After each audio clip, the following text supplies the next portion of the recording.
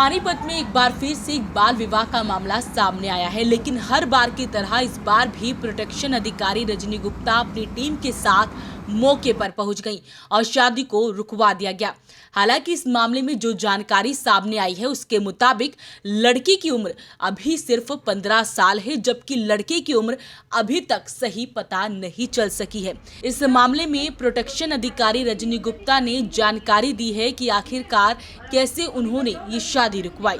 कल मुझे फ़ोन के माध्यम से एक गुप्त सूचना प्राप्त हुई थी कि पानीपत के विकास नगर में एक नाबालिग लड़की का बाल विवाह हो रहा है और मौके पर बारात भी पहुंच चुकी है। तो इस पर तुरंत कार्रवाई करते हुए मेरे द्वारा अपनी टीम को भेजा गया और मौके पर बारात आ चुकी थी। और लड़की पक्ष में जो लड़की की मां ने खुद ये बताया कि उसकी लड़की की उम्र 15 साल है और फिलहाल जो है जब उनको कानून के बारे में बताया गया और उनके द्वारा शादी रोक दी गई थी और मजबूरी के चलते ये शादी की जा रही थी। और मौके पर जब लड़के से बातचीत की गई तो लड़के ने ये बताया कि मेरी उम्र 21 साल है और इसलिए मैं ये विवाह कर रहा हूँ, मुझे लड़की की उम्र का ज्ञान नहीं था और मेरे द्वारा अभी ये शादी नहीं की जाएगी। लेकिन उम्र की जाँच के लिए इनको आज कार्यालय दोबारा से बुलाया गया था और इसमें जब बातचीत हुई तो दोबारा से लड़की और लड़की की माँ ने ये बताया कि लड़की की उम्र 15 साल ही है और उसने ये भी बताया कि वह मूल रूप से सोनीपत के किसी गन्नौर में किसी गांव की रहने वाली है और जो उनकी लड़की है वो 8वीं कक्षा तक पढ़ी है गांव के सरकारी स्कूल में। और जब उस मामले में गांव के सरकारी स्कूल में मेरी टीम द्वारा पहुंचा गया सोनीपत के, तो वहाँ पे पता चला कि जो लड़की है वो अभी 5वीं तक पढ़ी है और उस जो रिकॉर्ड के मुताबिक जो लड़की की जन्म तिथि निकल कर आई है उसके मुताबिक लड़की फ़िलहाल जो है वो अभी 12 साल केवल 4 महीने की ही है।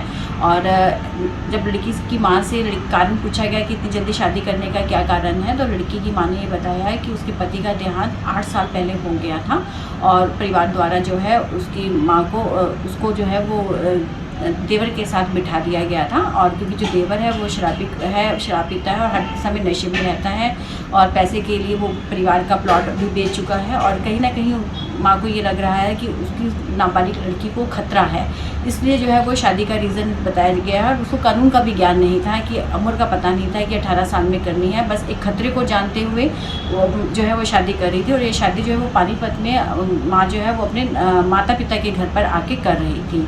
और लड़के पक्ष का ये कहना है कि उनको भी उम्र का नहीं पता था कि इतनी कम उम्र की लड़की के साथ शादी कर रहा है और फिलहाल जो है वो लड़का है वो भी अपनी उम्र का कोई दस्तावेज नहीं दे पाया है।